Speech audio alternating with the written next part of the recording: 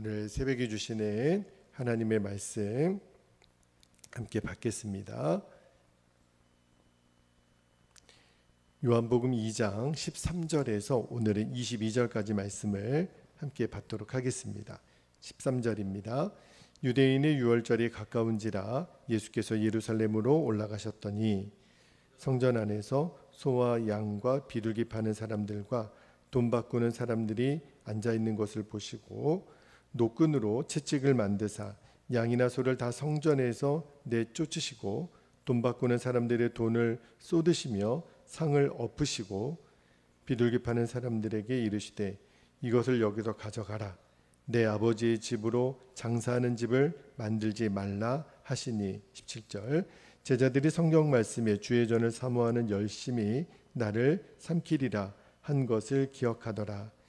이에 유대인들이 대답하여 예수께 말하기를 내가 이런 일을 행하니 무슨 표적을 우리에게 보이겠느냐. 19절 예수께서 대답하여 이르시되 너희가 이 성전을 헐라 내가 사흘 동안에 일으키리라.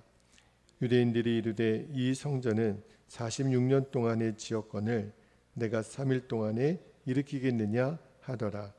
그러나 예수는 성전된 자기 육체를 가리켜 말씀하신 것이라. 죽은 자 가운데서 살아나신 후에야 제자들이 이 말씀하신 것을 기억하고 성경과 예수께서 하신 말씀을 믿었더라. 아멘. 하나님의 말씀입니다. 오늘은 16절 그 뒷부분에 내 아버지의 집으로 장사하는 집을 만들지 말라 예수님 말씀하셨는데 그대로 오늘 설교 제목이 되겠습니다. 오늘 본문 말씀에는 하나님께서 우리에게 세 가지 성전에 대한 말씀을 하세요. 예수님의 성전 되심, 그리고 저와 여러분 한 사람 한 사람이 주의 성령이 거하는 성전이라 그랬죠. 우리 자신의 성전됨, 그리고 그런 우리들이 모인 교회 공동체의 성전됨, 그러니까 세 가지 성전됨에 대한 말씀을 나누겠습니다. 자, 오늘 13절 말씀은 이렇게 시작합니다. 13절 보겠습니다. 유대인의 유월절이 가까운지라. 그렇게 오늘 본문이 시작이 돼요. 여러분, 유대인들에게 있어서 유월절은요 굉장히 중요한 절기입니다. 이스라엘 최대 절기가 유월절이잖아요. 그러니까 이 유월절이 시작이 되면 이스라엘 안에 있는 전국에 있는 사람들은 물론이거니와 전 세계에 흩어져 있는 디아스포라 이스라엘 백성들이 다 예루살렘 성전으로 옵니다. 이제 예배하기 위해서 오죠. 그러니까 예루살렘 성전에 사람들이 어마어마하게 많이 모이게 되는 거죠. 그런데 오늘 본문 말씀에 보니까 예수님도 유월절을 지키기 위해서 예루살렘 성으로 들어가세요. 그런데 어떤 일이 벌어지냐면 14절 말씀을 보겠습니다. 14절에 성전 안에서 소와 양과 비둘기 파는 사람들과 돈 바꾸는 사람들이 앉아 있는 것을 보시고. 자, 오늘 본문이 예수님이 성전을 정화하시는 본문인데 예수님이 너무너무 화가 나셨어요. 왜 화가 나셨냐면 성전 안에서 이제 짐승들을 사고 팔고 또 돈 바꾸는 사람들이 앉아 있는 것을 보고 예수님이 너무너무 화가 나셨어요. 여러분, 성전 안에서 이런 일이 있으면 돼요, 안 돼요? 안 되죠. 그런데 왜 성전 안에서 이런 매매가 이루어지지? 왜 짐승들을 사고 팔고 왜 환전하는 일이 일어나지? 그 배경에 대해서 제가 잠깐 설명을 좀 해드릴게요. 여러분, 예루살렘 성전에서 제사를 드리러 많은 사람들이 성전으로 온다 그랬죠. 그런데 문제가 하나 있어요. 먼 지역에 있는 사람들은 이제 제사를 지내기 위해서는 당시에는 짐승들을 가지고 옵니다. 짐승을 예물로 드려야 되잖아요. 그런데 너무너무 먼 지역에 있는 사람들은 이 바쳐질 짐승을 가져오기가 너무너무 힘든 거예요. 그래서 이제 성전 가까이 와서 바칠 짐승을 돈을 주고 사는 겁니다. 그리고 하나님께 바쳐질 짐승은 흠이 없어야 되잖아요. 그런데 이 제물이 흠이 있는지 없는지는 모세 율법에 의하면 제사장이 판단하게 되어 있어요. 그런데 그 제사장들이 성전에서 구입하지 않은 짐승들을 트집을 잡는 겁니다. 보니까 이게 흠이 많네, 불합격. 그러면은 성전 제물로 드릴 수가 없는 거예요. 이게 흠이 없는 짐승을 가져와도 그 판정을 자꾸 제사장들이 불합격 판정을 내리니, 그러면서 은근히 유도하기를 성전에서 짐승을 파는 코너가 있는 거예요. 여기서 사는 짐승으로 제사를 드리면 합격이다. 그러니까 할 수 없이 더 비싼 돈을 주고 이 짐승을 사고 파는 일이 당시에 벌어지게 됐던 거예요. 그 차익을 이 제사장들이 취했던 겁니다. 그러니까 하나님께 드리는 제사가 목적이 아니라 장사에서 득을 보는 것이 당시 제사장들의 목적이었다는 거예요. 너무너무 어처구니 없는 일이 벌어진 거죠. 게다가 20세 이상의 그 성인 남자들은요, 성전에 세금을 내게끔 되어 있어요. 성경에는 반세겔이라고 되어 있는데, 이것도 순도가 높은 은으로 만든 주화로만 드릴 수 있도록 그렇게 만들어 놓은 겁니다. 일반 화폐로는 성전세를 낼 수 없게끔 만든 거예요. 그러면 이제 은화로 된 세겔로 환전하기 위해서는 이제 자기들이 갖고 있는 일반 화폐를 팔고 사야 되는데, 그 차익이 환전 수수료를 여기 성경학자들의 연구에 의하면 당시 12.5%, 그러니까 10,000원을 내면 12,500원을 내고 사야 되는 그런 그 예루살렘 성전 안에서 이 장사하는 일이 일어나는 광경을 예수님이 보신 거예요. 예수님이 얼마나 화가 나셨냐면, 자 15절 말씀을 볼게요. 15절에 보니까 노끈으로 채찍을 만드사 양이나 소를 다 성전에서 내쫓으시고 돈 바꾸는 사람들의 돈을 쏟으시며 상을 엎으셨어요. 너무너무 예수님 화가 나셨죠. 그러면서 말씀하시기를, 오늘 설교 제목입니다. 16절 한번 볼게요. 16절 말씀에 내 아버지의 집으로 장사하는 집을 만들지 말라 하면서 이제 성전을 깨끗하게 하세요. 자, 여러분, 예수님이 예루살렘 성전에 올라가신 이유가 두 가지가 이유가 있습니다. 하나는 예수님도 유월절을 지키기 위해서 올라가셨죠. 그런데 예수님이 예루살렘 성에 유월절에 이 들어가시는 장면은 더 중요한 의미가 있어요. 그게 뭐냐면, 예수님이 바로 유월절 어린 양이라는 것을 드러내시기 위해서, 예수님이 유월절 어린 양이심을 증거하기 위해서 예수님이 올라가신 거예요. 이게 뭘 의미하냐면, 이제 예루살렘 성전에서, 모세 때는 성막이었죠. 그러니까 성막이나 성전에서, 그것도 제사장을 통해서 이제 짐승의 피를 가지고 제사하는 시대는 끝났다는 거예요. 지금도 유대인들은 이것을 인정하지 않습니다. 예수님을 하나님의 아들이라고 인정하지 않으니까요. 그런데 예수님이 이제 성전에 올라가신 거는 이제 짐승의 피를 바쳐서 하나님께 제사 드리는 시대는 끝났다. 왜냐하면 유월절 어린 양이 되신 예수님이 십자가에서 죽으심으로 이제는 피의 제사의 시대는 끝났다는 거예요. 이제는 은혜의 시대가 열렸다는 거죠. 그 전까지 모든 이스라엘 백성들은 예루살렘 성전에서 드리는 이 제사를 통해서 하나님께 예배드리고 하나님을 만날 수 있다고 생각했어요. 그렇게 믿었어요. 그런데 이제는 바뀌었다라는 거예요. 이제는 예수님을 통해서 하나님을 믿고 하나님을 만나게 되는 새로운 은혜 시대가 열렸다라는 것을 예수님이 보여주시는 거예요. 그것을 히브리서 4장 14절 말씀에서 예수님의 이 제사장직에 대한 정확한 말씀을 주고 계시는데, 자 히브리서 4장 14절 말씀에 그러므로 우리에게 큰 대제사장이 계시니 승천하신 이 곧 하나님의 아들 예수시라. 우리가 믿는 도리를 굳게 잡을지어다. 이렇게 말씀하세요. 그러니까 예수님이 바로 성전이라는 거예요. 이것이 오늘 성경 말씀의 핵심입니다. 그런데 이제 예수님의 그 말씀을 듣던 유대인들이 빈정거리면서 이렇게 말하는 거예요. 18절 말씀 한번 볼게요. 18절에 이에 유대인들이 대답하여 예수께 말하기를 너가 이런 일을 행하니 무슨 표적을 우리에게 보이겠느냐. 말도 안 되는 일이라고 지금 예수님께 반문하죠. 그러니까 예수님이 이어서 19절에 뭐라고 말씀하시냐면 예수께서 대답하여 이르시되 너희가 이 성전을 헐라 내가 사흘 동안에 일으키리라.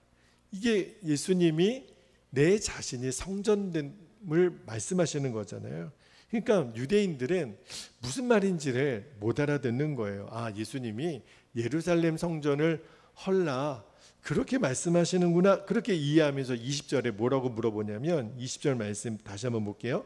이 성전은 46년 동안의 지역권을 내가 3일 동안에 일으키겠느냐?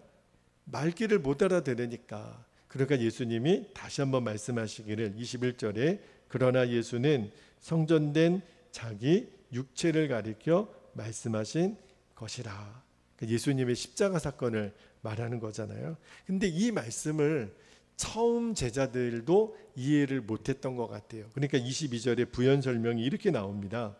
죽은 자 가운데서 살아나신 후에야. 이거는 예수님이 나중에 십자가 지시고 부활하신 사건을 말하는 거잖아요. 제자들이 이 말씀하신 것을 기억하고 성경과 예수께서 하신 말씀을 믿었더라. 그렇게 이제 오늘 본문이 마무리가 돼요. 그러니까 오늘 본문은 예수님이 성전이시다.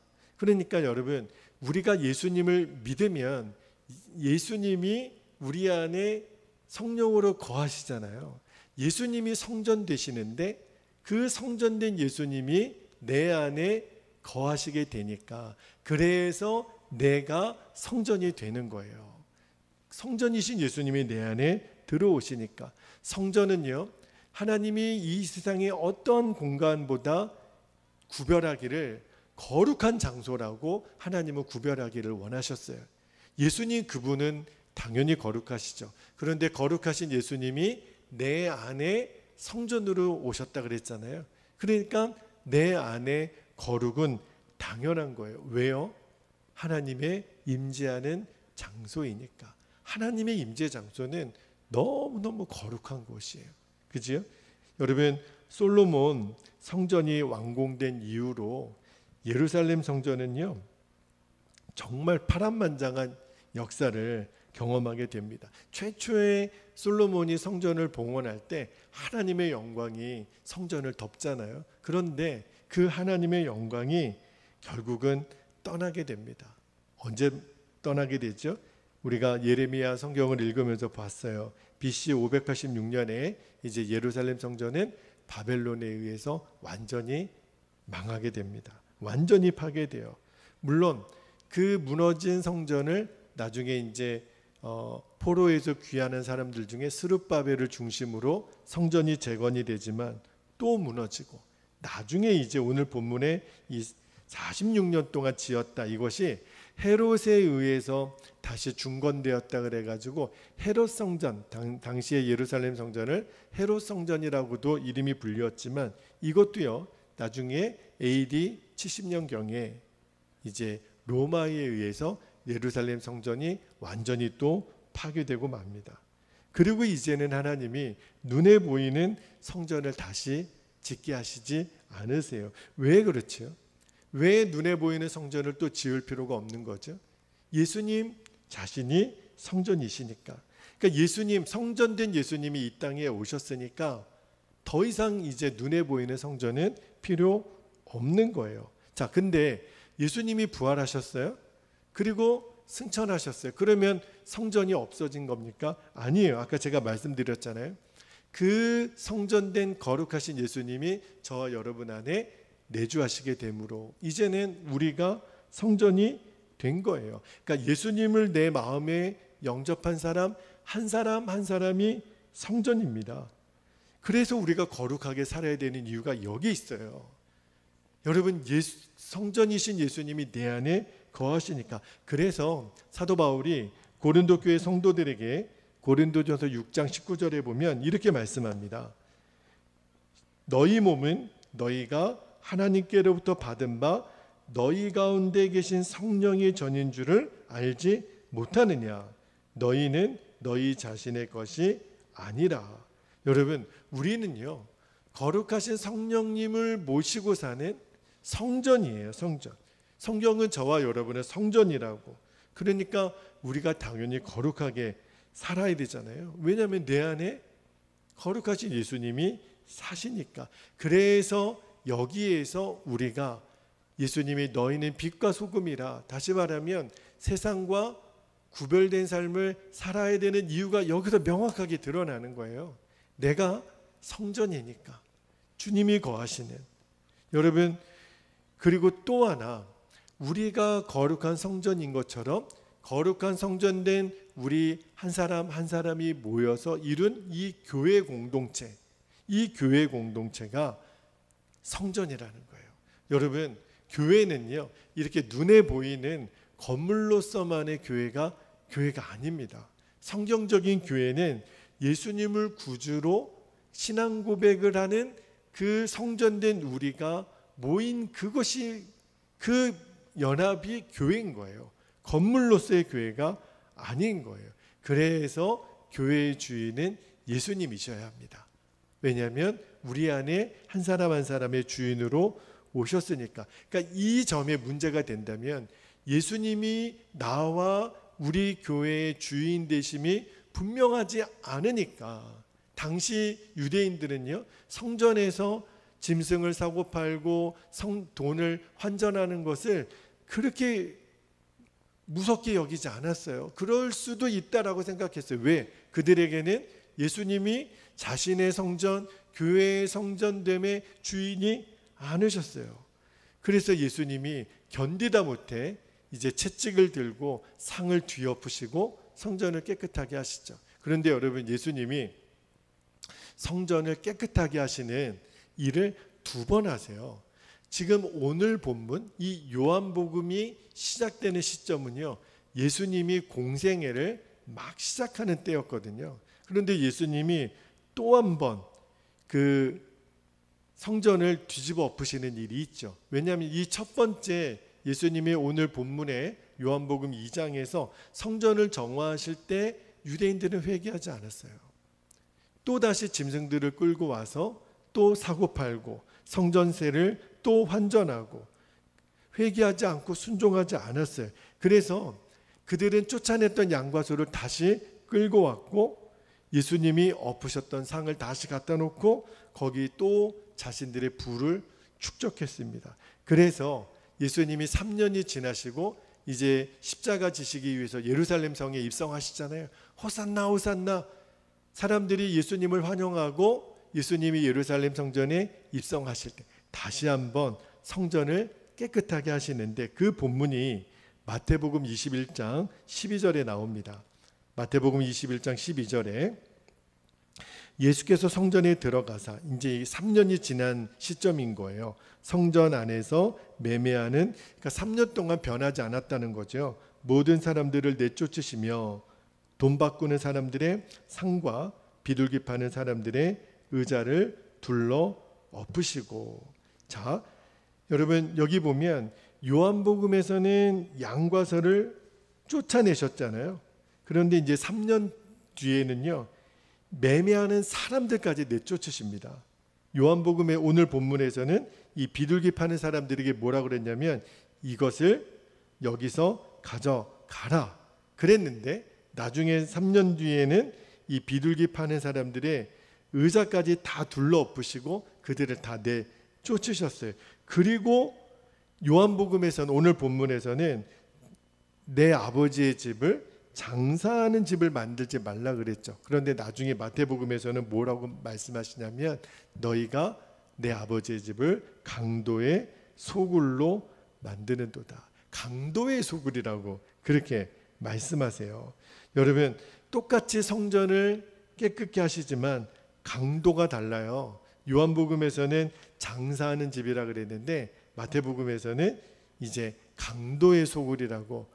얼마나 예수님이 마음이 아프시고 분노하셨으면 그렇게 말씀하셨겠어요. 여러분, 이 본문에 핵심을 우리가 정확히 알아야 됩니다. 목사님, 우리는 뭐 지금 교회에서 뭐 사고팔고 하는 거 없잖아요. 우리가 뭐 여기서 매매를 합니까? 뭐 환전을 합니까? 아니에요. 이 말씀의 핵심은 우리의 마음을 예수님이 아닌 것에 내어주는 행위를 말하는 겁니다. 다시 말하면 예수님이 내 안에 주인이신가? 그거를 물어보는 거예요. 예수님이 내 안에 주님이 되지 않으시면, 주인이 되지 않으시면 우리도요, 처음에는 장사하는 집같이 여기게 된다니까요. 예수님의 성전됨, 나의 성전됨, 교회의 성전됨을 너무너무 가볍게 여기는 거예요. 그것이 쌓이고 쌓이고 쌓이다 보면 어떻게 되죠? 나중에는 이 장사하는 집이 강도의 소굴이 되고 맙니다. 여러분 한번 생각해 보세요. 교회가 장사하는 집도 말할 수 없이 수치스러운 건데 강도들이 모인 소굴이 된다. 이거는 정말 예수님이 이 말씀을 하면서도 얼마나 민망하셨겠어요. 예수님이 성전의 주인이신데, 예수님 그분이 성전이신데, 그리고 그분이 우리들의 성전이 되셨는데 우리는 우리의 집을 장사하는 집이 모자라서 강도의 소굴을 만듭니까? 이거는 말이 안 되는 거거든요. 너무너무 무서운 일이거든요. 그러나 반대로 예수님이 저와 여러분의 성전의 언제나 주인이세요. 우리는 예수님이 결정하시면 그대로 순종하는 사람들이에요. 그리고 늘 주님 안에 이 세상과 거룩히 구별하여 예수님이 내 안에 완전한 주인이 되시도록 살면 주님이 얼마나 기쁘시겠어요. 주님이 얼마나 우리를 영화롭게 하시겠어요. 그래서 거룩이 능력인 겁니다, 여러분. 거룩이 우리들의 생명인 거예요. 목회자를 포함해서 우리 모든 성도들에게 있어서 하나님이 가장 기뻐하시는 삶이 거룩인 거예요. 깨끗한 거예요. 그래서 거룩이 능력인 겁니다. 저는 오늘 새벽에 우리가 정말 같이 기도하기를 원하는 것은 예수님의 성전 되신 것처럼 우리 자신의 성전됨, 그리고 우리 베델교회의 성전됨은 우리 안에 계신 주님이 이미 이루신 일이에요. 그것을 우리가 분명히 믿고, 만약에 우리가 그렇게 살지 못했다면 철저히 회개해야 됩니다. 예수님이 장사하는 집으로 너희들이 여기고 있구나. 그랬을 때 회개하고 돌이키면 돼요. 그런데 돌이키지 않으면 결국은 우리는 내 자신의 성전됨을 강도의 소굴로 만들고 맙니다. 그래서 오늘 새벽에 우리가 거룩함의 회개를 위해서, 우리가 정말 다시 한번 거룩함의 회복을 위해서 기도하는 시간이 되기를 원합니다. 자, 이제 우리 함께 기도하겠습니다. 두 가지 기도 제목 붙잡고 기도할 때, 첫 번째 기도 제목, 예수님의 성전됨, 나의 성전됨, 교회의 성전됨의 비밀을 분명히 깨닫고 거룩한 성전된 삶을 살게 하옵소서 기도하기를 원하고요. 두 번째, 예수님의 주인 되심이 분명한 삶으로 주님이 영광 받으시는 우리 교회와 성도들이 되게 하여 주옵소서. 이제 한 주간을 마무리하기도 하고 올해 상반기를 마무리하는 6월의 마지막 날입니다. 주여, 제 자신과 우리 교회를 주님 거룩하게 성별하소서.